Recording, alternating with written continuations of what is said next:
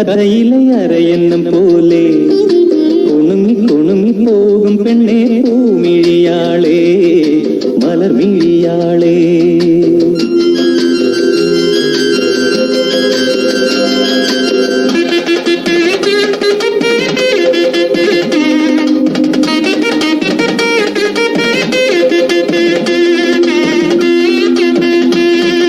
നളദമയന്തി കഥയിലെ അരയന്നം പോലെ കുണുങ്ങി കുണുങ്ങി പോകും പെണ്ണേ പൂമിഴിയാളേ മലർമിഴിയാളേ.